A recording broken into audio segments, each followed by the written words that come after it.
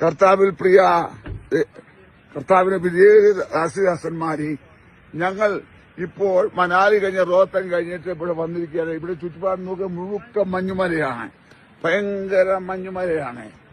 ലക്ഷോപലക്ഷം ആത്മാക്കളാണ് ഈ മഞ്ഞുമലയ്ക്ക് ഇവിടെ ചുറ്റുള്ള പർവ്വതങ്ങളിലുള്ളത്. എന്നാൽ ഇവിടെ സുവിശേഷം എത്തിക്കുവാൻ ഒരൊറ്റ കുഞ്ഞുങ്ങൾ ഈ പർവ്വത പ്രദേശങ്ങളിലില്ല. ഹിമാചലിലെ കങ്കടായിലെ താഴ്വരയിലാണ് ധാരാളം പേരുണ്ട്. എന്നാൽ ഈ പ്രദേശത്തെ ആരും ആൾക്കാരെ മിഷന്മാരായിട്ട് അയക്കുന്നില്ല. ഈ സുവിശേഷം എത്തിക്കേണ്ട നമ്മുടെ ചുമതലയല്ലേ? സുവിശേഷം കടന്നില്ലാത്ത സ്ഥലങ്ങളിൽ നമ്മളൊന്ന് ചിന്തിക്കുക. നമ്മുടെ ഗ്രാമങ്ങളിൽ എത്രയോ, നമ്മുടെ ഓരോ ഗ്രാമങ്ങളിൽ 10-20 ഉപദേശമായി ചുമ്മാ കിടന്ന് കറങ്ങുകയാണ്. അവരെയൊക്കെ ഇവിടെ നിന്ന് അയച്ചിരുന്നെങ്കിൽ സുവിശേഷം കേൾക്കാത്ത എത്രയോ പേര് രക്ഷിക്കപ്പെട്ട് സ്നാനപ്പെട്ട് ആത്മാഭിഷേകം പ്രാപിച്ച് ദൈവസഭയിലേക്ക് വന്നേക്കുമായിരുന്നു. ചില ചിന്തിക്കുന്നത് ഒരു $50 കൊടുത്താൽ അല്ലെങ്കിൽ $100 കൊടുത്താൽ ഇവിടെ സുവിശേഷിക്കപ്പെടുമെന്നാണ്. എന്നാൽ ഒരു കർത്തദാസൻ നിങ്ങൾ പൂർണ്ണമായി ചില നാളുകളിൽ ചില വർഷങ്ങൾ സഹായിക്കുകയാണെങ്കിൽ ഈ പ്രദേശങ്ങളിൽ 100 കണക്കിന് ആത്മാക്കൾ ഉണ്ടാകുമെന്നാണ് എനിക്ക് ദൈവം തന്നിരിക്കുന്ന കാഴ്ചപ്പാട്. ആകയാൽ എന്നെ ശ്രദ്ധിക്കുന്ന സകല മലയാളികളായിട്ടുള്ള സഭാവ്യത്യാസമില്ലാതെ എല്ലാവരോടും ദൈവമക്കളോടും എനിക്ക് പറയാനായിട്ടുള്ളത്, ഈ പ്രദേശങ്ങളെ, ഹിമാലയ പർവ്വതങ്ങളെ പോലുള്ള ഈ പ്രദേശങ്ങളെ, സുവിശേഷം എത്താത്ത സ്ഥലങ്ങളിലേക്ക് നിങ്ങൾ മിഷന്മാരെ അയക്കുക. കുമ്മനാട്ട് കിടന്ന് കറങ്ങാതെ, അല്ലെങ്കിൽ മുളക്കഴ കിടന്ന് കറങ്ങാതെ, പുനരൂർ കിടന്ന് കറങ്ങാതെ, അതുപോലെ നമ്മുടെ പെന്തക്കോസ് പോലത്തുള്ള അവിടെ കറങ്ങാതെ മിഷന്മാരെ ഈ പ്രദേശങ്ങളിലേക്ക് ട്രെയിനിങ് ചെയ്ത് അയക്കുക. അതിനായിട്ട് ദൈവം നിങ്ങളെ ഒരുക്കട്ടെ, അത്ഭുതങ്ങളെ പ്രവർത്തിക്കണമേ.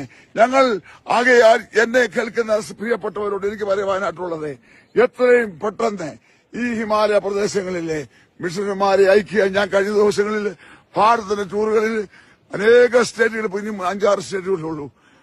സുവിശേഷം കേൾക്കാത്ത എത്ര ഗ്രാമങ്ങൾ, എത്ര പട്ടണങ്ങളുണ്ട്.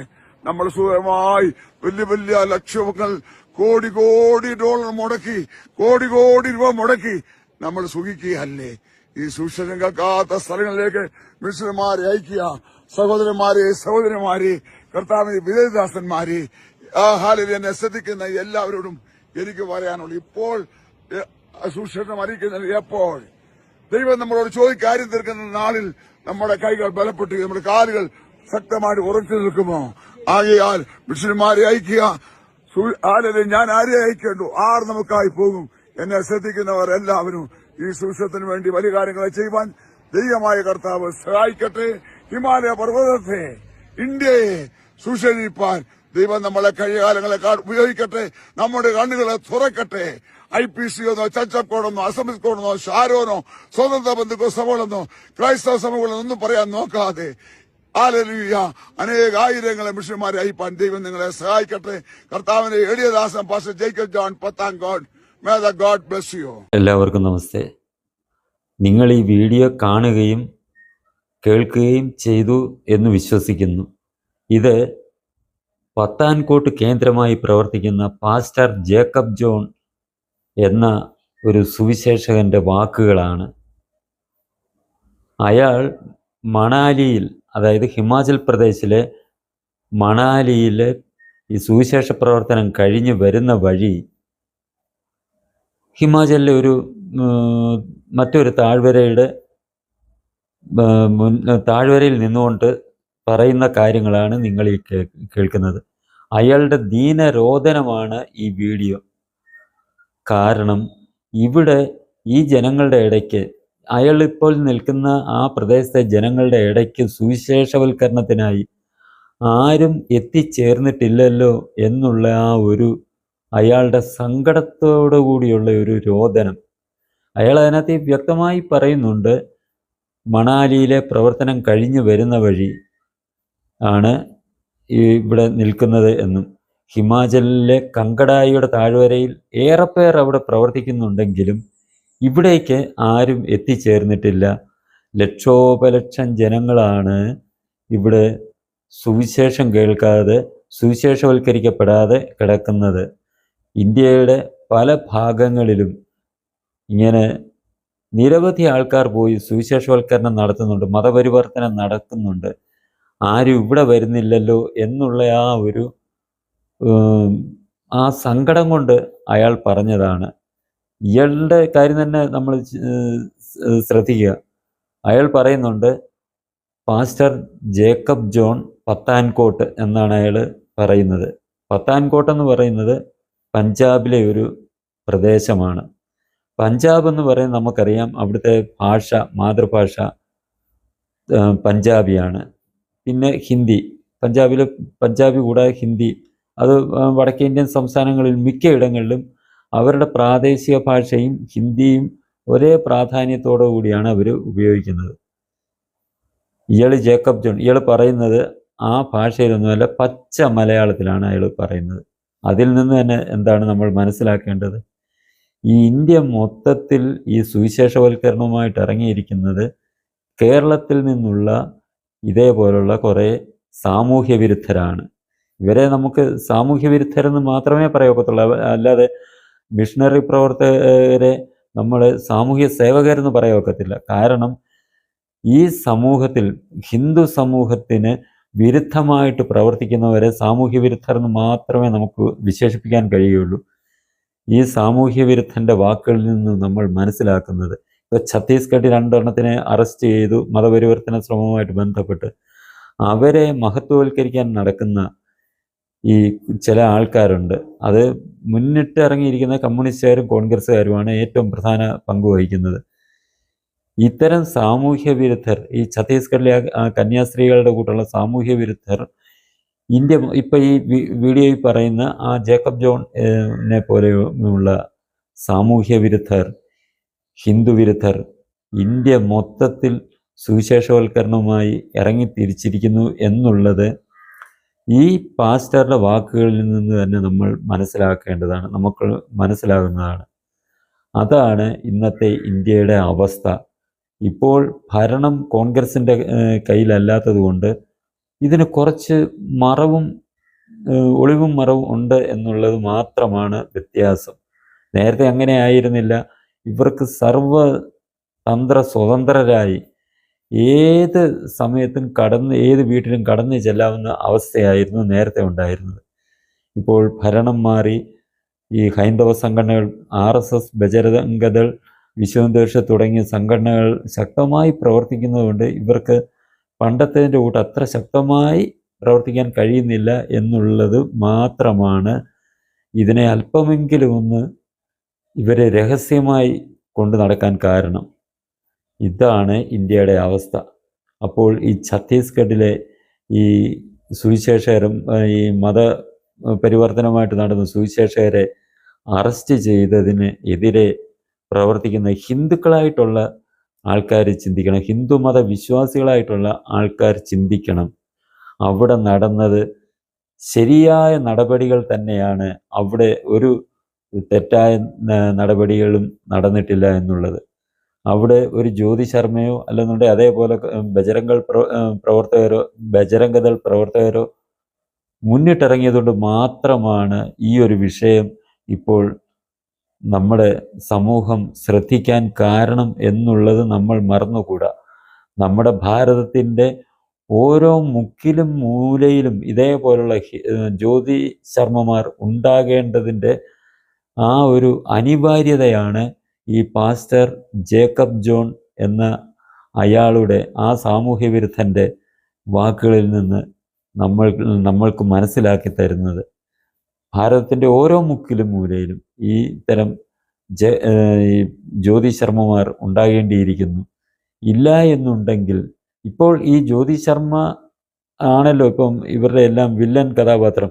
ജ്യോതി ശർമ്മയ്ക്കെതിരെ പരാതി കൊടുക്കുന്നു, അവർക്കെതിരെ കേസ് എടുക്കണം എന്ന് പറഞ്ഞ് വലിയ ഒച്ചപ്പാടുകളാണ് ഈ ഇടത് വലത് പാർട്ടികൾ നടത്തിക്കൊണ്ടിരിക്കുന്നത്. അതിന് മുന്നിട്ടിരിക്കുന്നത് കമ്മ്യൂണിസ്റ്റുകളാണ്. കമ്മ്യൂണിസ്റ്റുകളെന്ന് പറഞ്ഞാൽ തന്നെ ഇന്ത്യയെ നശിപ്പിക്കണം, ഇന്ത്യയെ തകർക്കണം, തകർക്കണം എന്നുള്ള കാര്യത്തിൽ കച്ച കെട്ടി ഇറങ്ങിയിരിക്കുന്ന ഒരു പ്രസ്ഥാനമാണ്. നമുക്ക് തന്നെ അറിയാം, നേരത്തെ ഈ ഛത്തീസ്ഗഡിലെ ഈ നാരായൺപൂർ ഏരിയയിൽ ജയിച്ചുകൊണ്ടിരുന്നത് കഴിഞ്ഞ കാലങ്ങളിൽ വരെ CPM ആയിരുന്നു. CPM എന്ന് പറയുന്നതും CPM-ആയിട്ട് വലിയ വ്യത്യാസമൊന്നുമില്ല, ഇവരെല്ലാം ഒരേ ആശയഗതിയിൽ പ്രവർത്തിക്കുന്നവരാണ്. ആ കമ്മ്യൂണിസ്റ്റ് ഭീകരർ തന്നെയാണ് നാരായൺപൂർ ബസ്തർ മേഖല കൈയടക്കി വെച്ചിരിക്കുന്നതും ഈ സുവിശേഷകർക്ക് വേണ്ട മതപരിവർത്തനത്തിന് വേണ്ട ഒത്താശകൾ ചെയ്തു കൊടുക്കുന്നതും. എന്തായാലും അവർ വെറുതെ അങ്ങനെ ഒരു സൗകര്യം ഉം, അവർക്ക് നൽകത്തില്ല, സൗകര്യപ്പെടുത്തി കൊടുക്കുകയില്ല. ഈ തീവ്രവാദികൾക്ക് വേണ്ട എല്ലാ സഹായങ്ങളും ഇത്തരം സുവിശേഷകരിൽ നിന്ന് ലഭിക്കുന്നത് കൊണ്ട് മാത്രമാണ് ഈ ഈ കമ്മ്യൂണിസ്റ്റ് ഭീകരവാദികൾ ഈ സുവിശേഷകർക്ക് മതം മാറ്റത്തിന്, മതപരിവർത്തനത്തിനുള്ള സാഹചര്യം ഒരുക്കി കൊടുക്കുന്നതും അവർക്ക് സർവതന്ത്ര സ്വതന്ത്രരായി അവിടെ വിഹരിക്കാനുള്ള സാഹചര്യം ഒരുക്കി കൊടുക്കുന്നതും. ഇതിൽ നിന്ന് തന്നെ നമ്മൾക്ക് മനസ്സിലാക്കാം ഈ സുവിശേഷകരും ഈ കമ്മ്യൂണിസ്റ്റ് തീവ്രവാദികളും തമ്മിലുള്ള ആ ഒരു ബന്ധം, അവർ തമ്മിലുള്ള ആ ഒരു ഐക്യം. ഇതാണ് ഈ കമ്മ്യൂണിസ്റ്റുകൾ, ഈ CPM ആയാലും CPI ആയാലും ഉള്ള കമ്മ്യൂണിസ്റ്റുകൾ ഇവരെ പിന്തുണച്ചുകൊണ്ട് രംഗത്ത് വരാൻ കാരണവും. നമ്മുടെ ഇവിടുന്ന് തന്നെ ഒരു ഈ തെരഞ്ഞെടുപ്പിൽ ജയിക്കാതെ ഈ പിൻവാതിലിലൂടെ, അതായത് രാജ്യസഭയിൽ കൂടി MP ആയ ഒരു ജോൺ ബ്രിട്ടാസ് എന്തോ പെർഫോമൻസ് ആണ് ചാനലുകളുടെ മുന്നിൽ വന്ന് നിന്ന് കാണിക്കുന്നത് ഇവർക്ക് വേണ്ടി. അയാൾ കമ്മ്യൂണിസ്റ്റുകാരൻ, പേരിൽ കമ്മ്യൂണിസ്റ്റുകാരനാണെങ്കിലും അയാൾ ഈ ഇത്തരം ഈ മത പരിവർത്തന ലോബിയുടെ വക്താവ് തന്നെയാണെന്നുള്ള കാര്യം നമ്മൾക്ക് അയാളുടെ വാക്കുകളിൽ നിന്ന് മനസ്സിലാക്കാം. കമ്മ്യൂണിസത്തിൻ്റെ മറവിൽ ഈ ഭാരതത്തിലെ ജനങ്ങളെ മതപരിവർത്തനം നടത്തി, ഹിന്ദു സമൂഹത്തെ മതപരിവർത്തനം നടത്തി ദേശവിരുദ്ധരാക്കുക എന്നുള്ള ഒരു ലക്ഷ്യം തന്നെയാണ് ഈ കമ്മ്യൂണിസ്റ്റ് പാർട്ടിക്കും ബ്രിട്ടാസിനുൾപ്പെടെയുള്ളവർക്കുള്ളത്. അവർക്കറിയാം ഇന്ത്യയെ തകർക്കണമെന്നുണ്ടെങ്കിൽ, ഇന്ത്യയുടെ ആ സംസ്കാരത്തിൽ നിൽക്കുന്ന ഈ ഭാരത സംസ്കാരത്തിൽ അടിയുറച്ച് നിന്നാൽ ഇന്ത്യയെ തകർക്കാൻ കഴിയുകയില്ല എന്നുള്ള കാര്യം CPM ഉൾപ്പെടെയുള്ള കമ്മ്യൂണിസ്റ്റ് പാർട്ടികൾക്കറിയാം. അതുകൊണ്ടാണ് അവരിത്തരം മതപരിവർത്തന ലോബികൾക്ക് വേണ്ടി ശക്തമായ നിലപാടെടുത്ത് മുന്നോട്ട് പോകുന്നത്. ഇത് നമ്മൾ ഭാരതത്തെ സ്നേഹിക്കുന്ന, നമ്മുടെ ഈ സംസ്കാരത്തിൽ വിശ്വസിക്കുന്നവർ ഒരിക്കലും മറന്നുകൂടാത്ത കാര്യമാണ്. അതെപ്പോഴും ചിന്തിക്കേണ്ട കാര്യമാണ്. നിങ്ങൾ ഇതേപോലെ ഐക്യപ്പെട്ട് നിന്നില്ല എന്നുണ്ടെങ്കിൽ നിങ്ങളുടെ അടുത്ത തലമുറകൾക്ക് ഈ ഭാരതഭൂമിയിൽ ഒരു നിലനിൽപ്പും കാണുകയില്ല എന്നുള്ള ആ ഒരു യാഥാർത്ഥ്യം, ഒരു ഭീതിതമായ ഒരു യാഥാർത്ഥ്യമാണ് നമ്മുടെ മുന്നിൽ ഉയർന്നു നിൽക്കുന്നത്. ഭാവിയിൽ വന്നേക്കാവുന്ന ഈ സാഹചര്യത്തെ ഒഴിവാക്കണം എന്നുണ്ടെങ്കിൽ നമ്മളുടെ ഭാരതത്തിൻ്റെ ഓരോ മുക്കിലും മൂലയിലും ഛത്തീസ്ഗഡിലെ ജ്യോതി ശർമ്മയെ പോലുള്ളവർ ഉയർന്നു വരേണ്ടതിൻ്റെ അനിവാര്യതയാണ് നമ്മളുടെ മുന്നിലിപ്പോൾ ഉയർന്നു നിൽക്കുന്നത്. അത് നമ്മൾ മറന്നുകൂടാ. ഇത് തന്നെ ശ്രദ്ധിച്ച് അവിടെ പാസ്റ്റർ പറയുന്നത്, ഇന്ത്യയുടെ എല്ലാ കോണുകളിലും നൂറുകണക്കിന് പാസ്റ്റർമാരും സുവിശേഷകരും, കത്തോലിക്ക സഭയുടെ ഇത്തരം പ്രവർത്തനം ചെയ്യുന്നവരെ മിഷണറീസ് എന്ന് പറയും, പാസ്റ്റർമാരെന്നല്ല പറയുന്നത്. ഈ മിഷണറീസും പാസ്റ്റർമാരും, അതായത് ലോഹയിട്ടും ലോഹയിടാതെ ഉള്ള ഈ മിഷണറീസ് ഉണ്ട്. ഇവരെല്ലാം ഇങ്ങനെ പ്രവർത്തിച്ചു കൊണ്ടേയിരിക്കുകയാണ്, നിരന്തരം അക്ഷീണമായി പ്രവർത്തിച്ചു കൊണ്ടിരിക്കുകയാണ് നമ്മുടെ ഈ രാജ്യത്തിൻ്റെ ആ ഒരു സംസ്കാരം തച്ച് തകർക്കാൻ. അയാൾ പറയുന്നുണ്ട്, ഈ $50 $100 കൊടുത്താൽ ഇവരെല്ലാം വരുമെന്ന്. അതായത് $50 എന്ന് പറയുമ്പോൾ ഇപ്പോൾ നമ്മൾ $1 80 വെച്ച് കൂട്ടിയാൽ തന്നെ 80 മുകളിലുണ്ട് വില. 40,000 അല്ലെന്നുണ്ടെങ്കിൽ 80,000. ഹിന്ദുവിനെ ഇതേപോലുള്ള തുച്ഛമായ തുക കൊടുത്താൽ മാറ്റിയെടുക്കാമെന്നാണ് അയാൾ പറയുന്നത്. അപ്പം ഇവർ പറയുന്നത്, ഇവർ മതപരിവർത്തനം നടത്തുന്നില്ല, പ്രലോഭനമില്ല, മതം മാറുന്നതിന് പ്രതിഫലമില്ല, അല്ലാതെ ഞങ്ങൾ സേവന പ്രവർത്തനത്തിൽ കൂടിയാണ്, ഞങ്ങൾ യേശുവിൻ്റെ മഹത്വം പറഞ്ഞു കൊടുത്ത് അവരെ മാറ്റിയെടുക്കുക എന്ന് പറയുന്നത് തന്നെ തെറ്റാണെന്ന് ഈ ഒരു വീഡിയോയിൽ നിന്ന് നമുക്ക് മനസ്സിലാകുന്നുണ്ട്. അയാൾ വ്യക്തമായിട്ടാണ് പറയുന്നത്, $50 അല്ലെ $100 കൊടുത്താൽ ഇവരെല്ലാം വരുമെന്നുള്ളത്. അപ്പോൾ ഇവർ ചെയ്തുകൊണ്ടിരിക്കുന്നത് എന്താണ്? ഇതേപോലുള്ള ആദിവാസി മേഖലകളിൽ അവർക്ക് ഈ ഒരു 40,000 എന്നൊക്കെ പറയുന്നത് അതിഭയങ്കരമായ, വളരെ വലുത്, ഭയങ്കരമെന്ന് പറയത്തില്ല, ഭയങ്കരമെന്നും പറയാം, അതിഭയങ്കരമായ വളരെ വലിയ ഒരു തുക തന്നെയാണ്. ഇങ്ങനെ ഇതേപോലുള്ള രീതിയിലാണ് ഇവർ അവിടെ നടത്തുന്നത്, സേവന പ്രവർത്തനങ്ങളുടെ മറവിൽ നടത്തുന്നത് എന്നുള്ളത് ഈ പാസ്റ്ററുടെ വാക്കുകളിൽ നിന്ന് തന്നെ നമ്മൾക്ക് മനസ്സിലാകുന്നതാണ്. ഇതിനെ തടഞ്ഞേ തീരൂ. ഇന്ത്യ മൊത്തത്തിൽ ഈ ഹൈന്ദവ സംഘടനകൾ ശക്തമായ രീതിയിലുള്ള പ്രവർത്തനം വ്യാപിപ്പിക്കേണ്ടതിൻ്റെ ആ ഒരു ആവശ്യകതയാണ് ഈ പാസ്റ്ററുടെ ഈ വീഡിയോ നമ്മൾ ഹിന്ദു സമൂഹത്തിന് മുന്നിലേക്ക് തുറന്നു വച്ചിരിക്കുന്നത്. അതിനാൽ ഈ ഏതൊരു ഹിന്ദു സംഘടനയാകട്ടെ, അത് വിശ്വ ഹിന്ദു പരിഷത്താകട്ടെ, ബജരംഗ ദളാകട്ടെ, ഹിന്ദു ഐക്യവേദിയാകട്ടെ, അല്ലെങ്കിൽ മറ്റ് മഠങ്ങളുടെ പ്രവർത്തകരാകട്ടെ, പ്രവർത്തനം ശക്തമായി വ്യാപിപ്പിക്കുന്നതിനോടൊപ്പം തന്നെ ഇത്തരക്കാരെ നിരീക്ഷിക്കാനും ഇത് തടയിടാനും ഉള്ള സംവിധാനവും ഇത്തരം ഹിന്ദു സംഘടനകൾ സ്വീകരിക്കേണ്ടത് വളരെയേറെ അത്യാവശ്യമാണ് എന്നുള്ള കാര്യമാണ് ഈ പാസ്റ്റർ ആ വീഡിയോയിലൂടെ നമ്മളിലേക്ക് എത്തിക്കുന്ന സന്ദേശം. ഇത് നമ്മൾ മറന്നുകൂടാ. ഇനി നമ്മൾ ഉറക്കം നടിച്ചിരുന്നിട്ട് കഥയില്ല. നമ്മൾ ഉണർന്ന് പ്രവർത്തിക്കുക. നമ്മുടെ സംഘടനകൾ ശക്തമായി തന്നെ പ്രതികരിക്കുക. ഈ 2 സുവിശേഷകർക്കെതിരെ ഉള്ള കേസ്, അവരിപ്പം ജാമ്യത്തിൽ വെളിയിലിറങ്ങിയിരിക്കുന്നു. പക്ഷേ അവരുടെ കേസായിട്ട് തന്നെ കോടതിയിൽ നടക്കട്ടെ. അത് മറ്റേ ആ 2 ഇവർ കടത്തിക്കൊണ്ട് പോയ ആ യുവതികളുടെ വീട്ടുകാർക്ക് ധനം നൽകി തന്നെയാണ്, പണം കൊടുത്ത് തന്നെയാണ് അവരെ കൊണ്ട് മൊഴി മാറ്റിച്ചതെന്നുള്ളത് നമുക്ക് ഇതിൽ നിന്ന്, ഈ വീഡിയോയിൽ നിന്ന് മനസ്സിലാക്കാം. ഇവർക്ക് ഇത് മുന്നോട്ട് കൊണ്ടുപോകാൻ അവരെ എന്തും ചെയ്യും. ലക്ഷങ്ങൾ അല്ലെങ്കിൽ 10,000ങ്ങളും ലക്ഷങ്ങളും അവർ മുടക്കും. അപ്പോൾ അവരുടെ പേരിലുള്ള ആ സുവിശേഷകർ, ആ കന്യാസ്ത്രീകളുടെ പേരിലുള്ള കേസ് ഒരു രീതിയിലും ഇല്ലാതാക്കാനുള്ള ശ്രമങ്ങൾ ഉണ്ടായാൽ ബജരംഗദൾ അതേപോലുള്ള സംഘടനകൾ ശക്തമായി രംഗത്തിറങ്ങി ഇതിനെതിരെ പ്രവർത്തിക്കണം എന്നുള്ളതിൻ്റെ ഒരു സൂചനയും നമുക്ക് ഈ പാസ്റ്ററുടെ വീഡിയോയിൽ നിന്ന് ലഭിക്കുന്നുണ്ട്. അതിനാൽ നമ്മൾ ഉണർന്ന് പ്രവർത്തിക്കുക. ഈ ഇടത് വലത് പാർട്ടികളൊന്നും ഈ ഹിന്ദു സമൂഹത്തിൻ്റെ രക്ഷയ്ക്ക് എത്തിച്ചേരുകയില്ല എന്നുള്ള ആ കാര്യം, ആ യാഥാർത്ഥ്യം നമ്മൾ മനസ്സിലാക്കുക. ഹിന്ദുവിൻ്റെ രക്ഷ ഹിന്ദു മാത്രം എന്നുള്ള ആ ഒരു ബോധം എപ്പോഴും ഓരോ ഹിന്ദുവിനും ഉണ്ടായിരിക്കണം. അപ്പോൾ ചോദിക്കുക, ഇവരെ സപ്പോർട്ട് ചെയ്യുന്ന ഈ കമ്മ്യൂണിസ്റ്റ് പാർട്ടിപ്പെട്ടവന്മാർ ഹിന്ദുക്കളല്ലേ?